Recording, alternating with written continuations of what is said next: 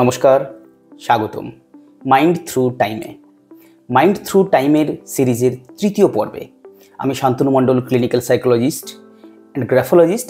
আজ আমরা আলোচনা করব এক বিপ্লবাত্মক দৃষ্টিভঙ্গি নিয়ে, যা পুরো সাইকোলজির দিকটাকে ঘুরিয়ে দিয়েছিল। নাম আচরণবাদ বা বিহেভিয়ারিজম। মন নয়, আচরণই সব।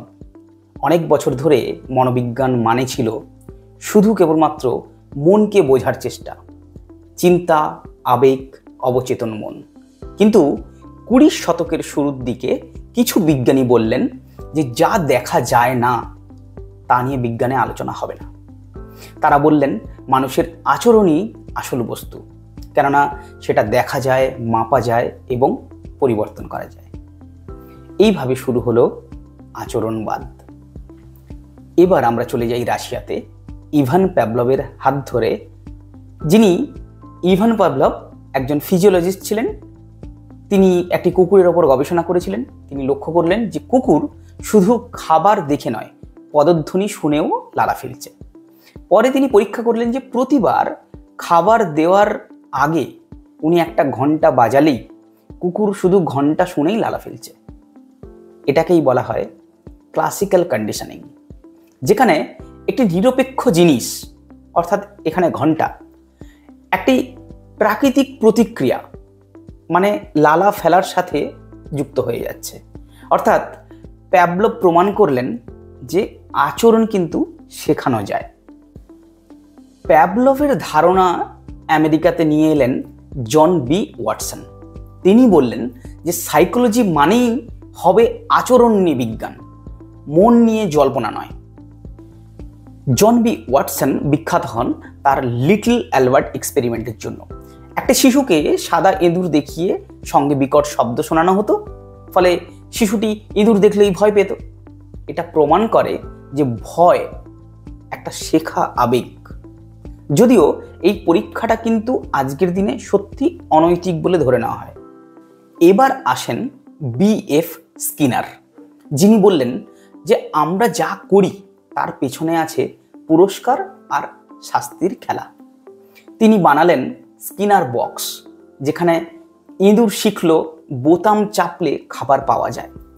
এটাই ছিল অপারেন্ট কন্ডিশনিং, মানে ভালো কিছু করলে পুরস্কার পাওয়া যায় এবং সেই কাজটা কিন্তু আবার করার ইচ্ছে জাগে।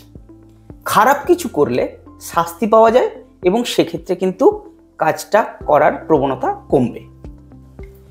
তিনি ব্যাখ্যা করলেন যে পজিটিভ রিইনফোর্সমেন্ট, কিছু ভালো জিনিস যোগ হওয়া; নেগেটিভ রিইনফোর্সমেন্ট, কিছু খারাপ জিনিসকে সরানো; আর পানিশমেন্ট, অর্থাৎ খারাপ কিছু যোগ হওয়া যাতে কাজটা কমে যায়।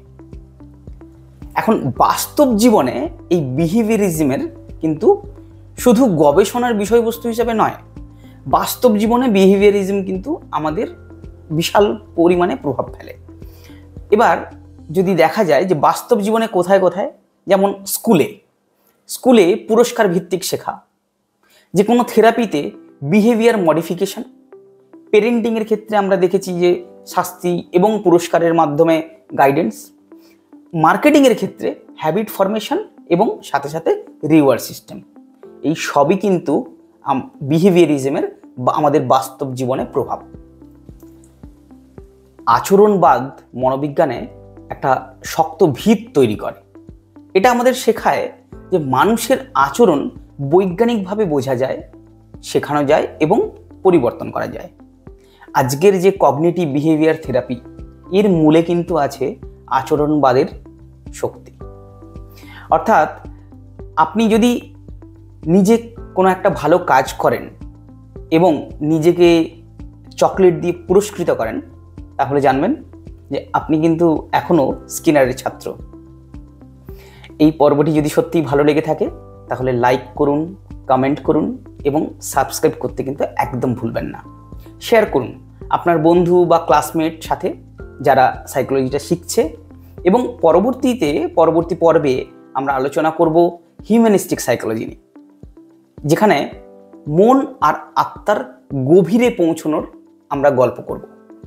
আমি শান্তনু মণ্ডল, দেখা হবে আবার পরের পর্বে। মাইন্ড থ্রু টাইমে। ধন্যবাদ।